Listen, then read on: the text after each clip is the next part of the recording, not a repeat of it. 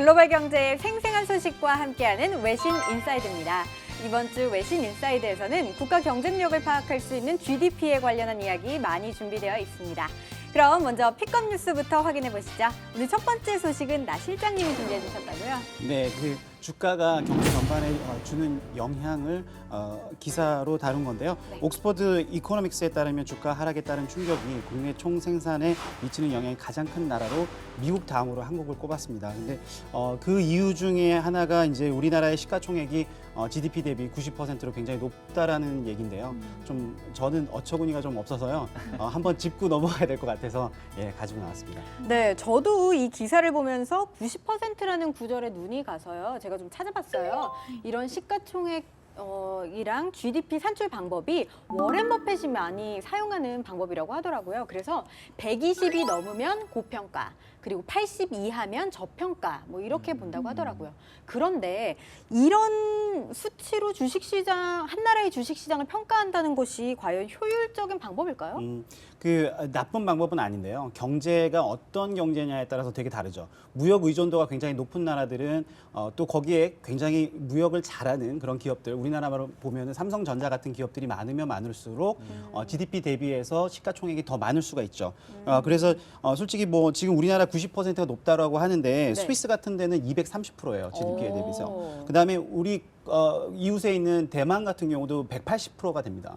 그래서 무역 의존도가 높은 나라들은 그런데요. 워런 버핏은 이제 미국 시장을 많이 보시니까 미국 시장은 어떠냐? 미국은 무역 의존도가 생각보다 되게 낮습니다. 그래서 무역이랑 수입, 그러니까 수출과 수입을 다 더해서 GDP로 나눠봤을 때 30%밖에 안 되는데 우리나라는 그게 100%가 넘거든요. 네. 그래서 그 경제가 내수 위주의 그 경제라면 워런 버핏 우리 아저씨 말이 맞을 수도 있죠. 네.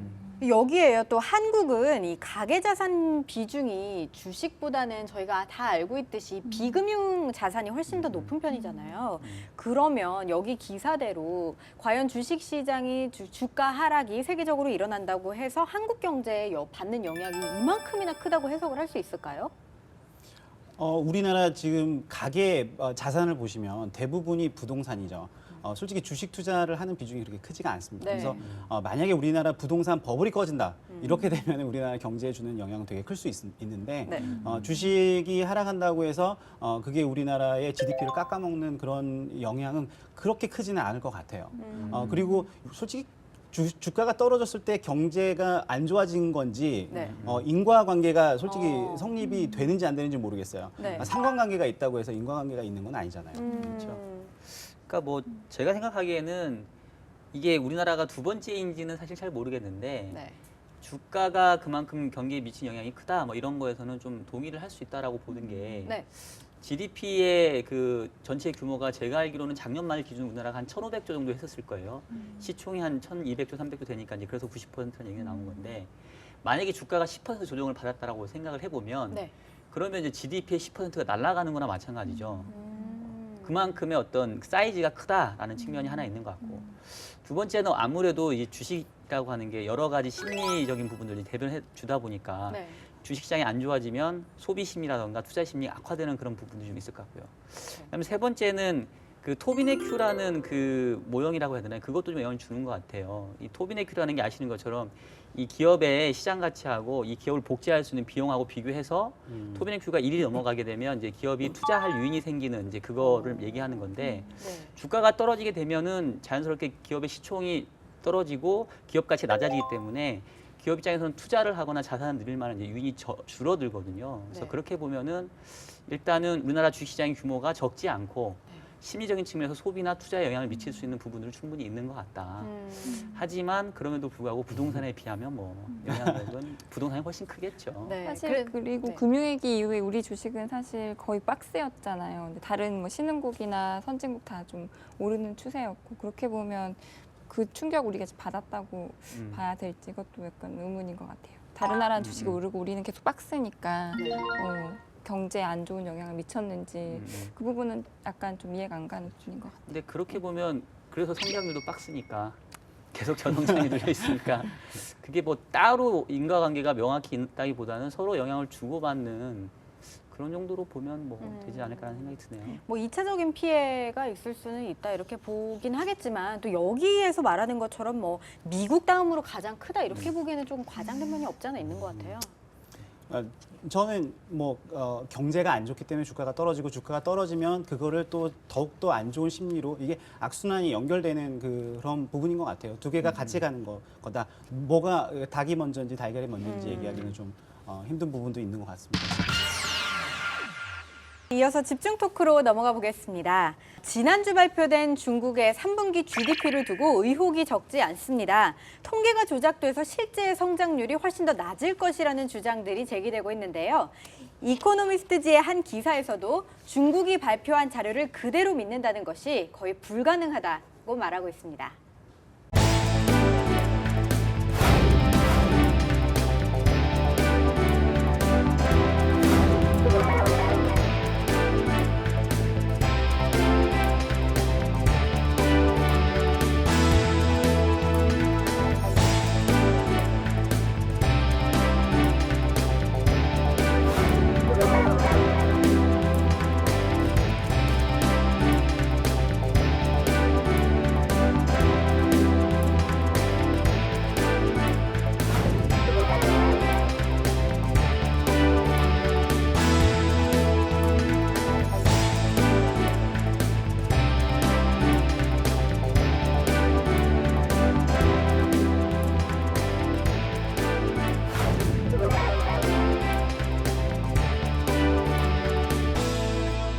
저희가요, 뭐 예전부터 심증은 있었지만 물증이 없었다 이렇게 볼 수 있을 것 같은데요. 연구원님들 모두 뭐 중국의 GDP 조작에 대한 이야기들은 한 번씩 들어보셨을 것 같습니다. 이제 약간 식상한 것 같아요. 중국의 그 지표를 못 믿는다는 얘기는 오히려 또 식상해진 것 같아요. 그냥 당연한 걸로 알고 네. 있었는데 그냥 저는 그 두 가지 얘기하고 싶은 게 첫 번째는 그 GDP 통계가 중국이 그 넓은 땅덩어리임에도 불구하고 우리나라보다 먼저 나와요. 우리나라 그 예비치보다도 먼저 나온다는 너무 거 빠르게 하나. 나오는군요. 그다음에 그 나온 지표가 그 뒤에 전혀 수정이 되지 않는다는 거. 그것만으로도 이 숫자가 얼마나 믿을 수 있냐. 이제 여기 뭐 빌리버블 뭐 이렇게 나왔던데 이제 저는 언빌리버블. 네. 미국만 해도 GDP 수치를 발표하고 3번에 걸쳐서 나눠서 이렇게 수치를 조정을 하는데 네. 그런 면에 있어서는 조금 믿을 수 없을 것 같긴 하네요. 대부분 다 이렇게 뭐 예비치, 수정, 뭐 잠정치, 수정치, 네네. 뭐 최종치 우리나라도 마찬가지인데 중국은 유일하게 이렇게 한 번 내고 마니까 뭐 그런 게 가장 이제 신빙성을 좀 떨어뜨리는 요인인 것 같아요.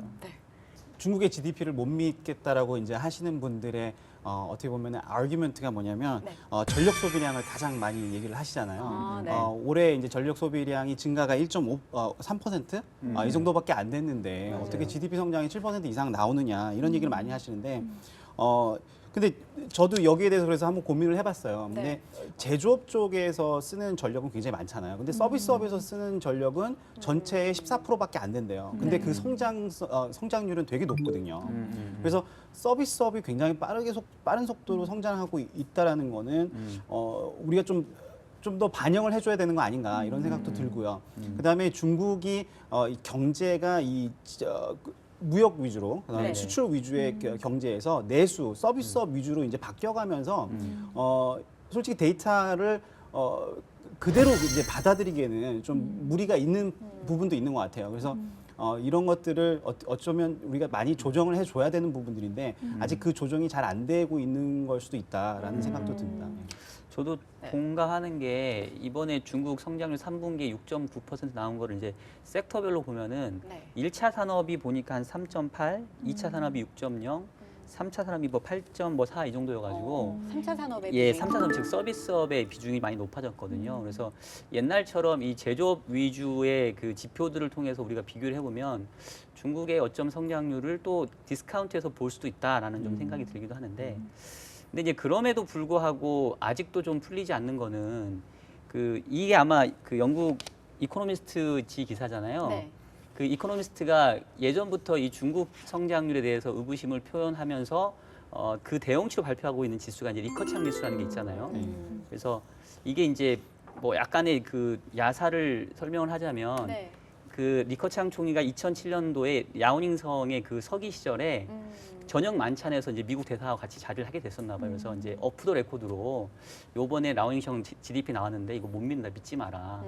대신 이제 나는 중국 경제를 볼 때는 뭐 세 가지 지표를 본다. 그래서 뭐 철도 운송량, 전력 소비량, 뭐 은행의 그 대출 한도 뭐 이런 것들을 이제 본다 해서 그게 오프 더 레코드로 있다가 2010년도에 위키리커스라고 하는 그 되게 그쵸. 비밀을 폭로하기로 네. 유명한 걔네가 뻥 터트려서 그때부터 이제 이코노미스트가 옳다 분화해서 그 세 개의 지수로 만든 게 바로 리커창 지수예요. 아, 네. 그래서 이제 리커창 지수하고 실제 GDP하고 보면은 사실 궤적은 비슷하게 갑니다.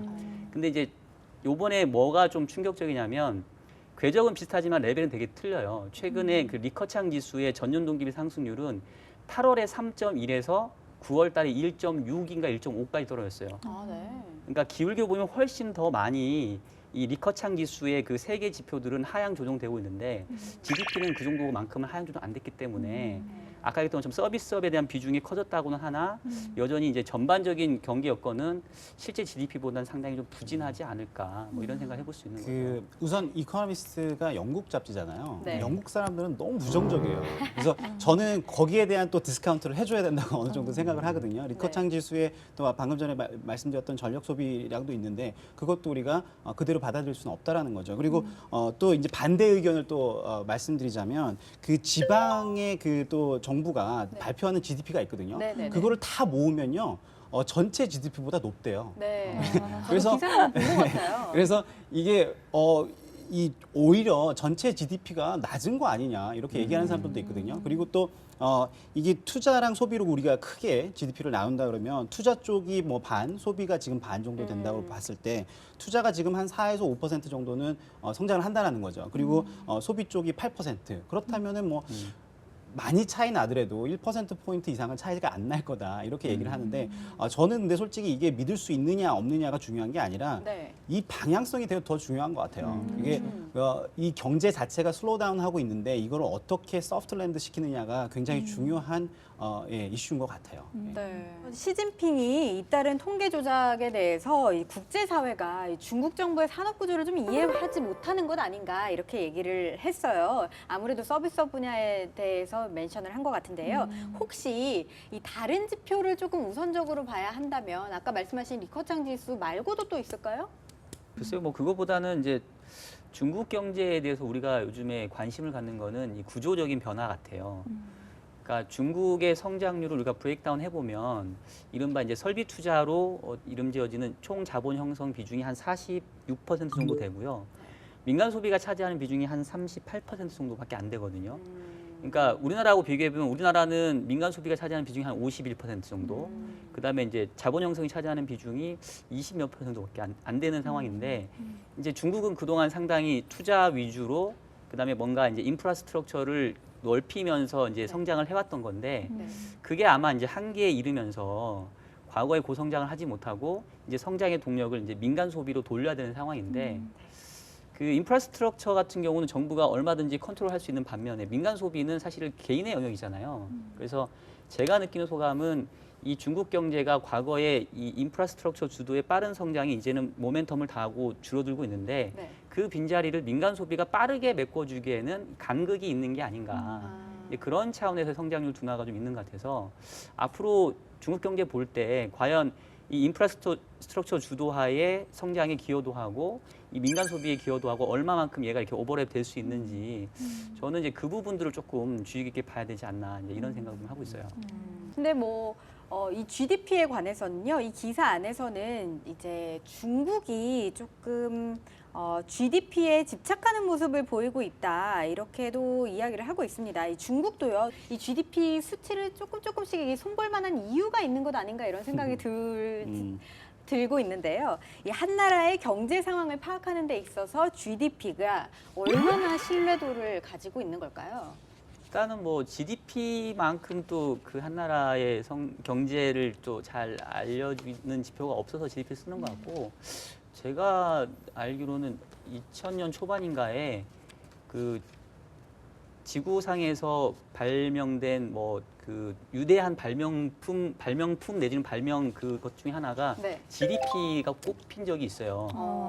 그러니까 GDP가 그만큼 한 나라의 경제 상황을 잘 잘 파악할 수 설명하는 있는 지표다라고 이렇게 좀 인정받은 부분이 아닌가. 그래서 사실 GDP를 대체할 만한 지표가 아직은 좀 없지 않나. 근데 저는 GDP도 되게 중요하지만 저희가 그 차이니즈 이코노미스트랑 얘기를 해봤어요. 왜 이걸 꼭 7%를 해야 되느냐. 근데 네. 지금은 조금 생각이 바뀌고 있다고 하더라고요. 그래서 7%에 대한 그런 집착을 버릴 것 같다. 그래서 왜 그러냐. 근데 그들이 이제 지금까지 생각해 왔던 거는 경제 성장을 해야지만 일자리가 많이 생기고 일자리가 많이 생겨야지만 사회 전체가 안정적으로 계속해서 유지될 수 있다라고 생각하는데 지금은 이제 슬로우다운 하는 가운데서도 요번에 또 이제 그 일자리 대비 구직자 수 요 레이쇼가 나왔는데 또 잘 나왔거든요. 그러다 보니까 슬로우다운 해도 서비스업이 이제 좋아지면서 일자리 숫자는 더 늘어날 수 있다라는 거를 이제 어느 정도 그들이 좀 백업을 받아들이면서 해주는군요. 이제 GDP의 그 7%를 아마 버릴 수도 있다라는 얘기를 하더라고요. 그래서 더 낮은 숫자를 충분히 그들도 이제 받아들일 준비가 돼 있다. 근데 그거에 가장 중요했던 게 이제 노동시장이었는데 노동시장이 의외로 되게 잘 버텨주니까 그거를 이제 받아들일 준비가 됐다라는 거죠. 그러니까 중국도 받아들여야겠지만 세계도 받아들여야 될 것 같아요. 중국이 느리게 성장하는 거에 대해서 그 그렇죠. 7%에 대해서 중국만 집착하는 게 아니라 다 집착을 하고 있고 네. 워낙 또 지금 원자재 뭐 국가들 뭐 아시아 국가들 다 중국에 다 관련성이 높다 보니까 다 거기에 주목을 하고 있는 것 같아요. 좀 네.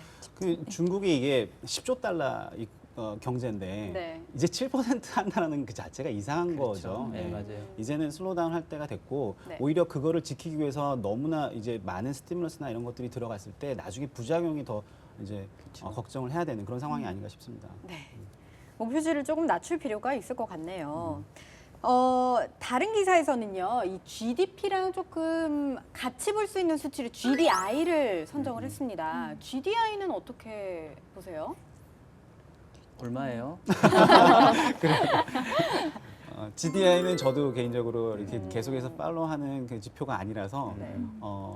저도 얼마인지 어쨌든 아까도 얘기했던 것처럼 뭐 GDP가 기본이 되고 이제 그 다른 보조 지표들로 GDI도 보고 뭐 이런 것 같아서 저는 뭐 일단은 GDP를 계속해서 우리는 추정할 수밖에 없는 것 같고 저도 전영권님 말씀에 동의하는 게 어쩌면 중국을 제외한 다른 나라들이 훨씬 중국의 7% 성장에 목을 메고 있는 게 아닌가. 그래서 중국이 신경을 쓰는 것 같아요. 다른 애들 놀랄까 봐. 저희 하우스 이코노미스트가 그 얘기를 하더라고요. 이 차이니즈 이코노미스트니까 이제 돌아다니면서 이제 투자자들을 만나는데 중국에서 멀어지면 멀어질수록 중국에 대해서 더 이제 비관적이라는 거예요. 그리고 더 못 믿고 비관적이고 또 기대치도 더 높고 그렇다고 그러더라고요.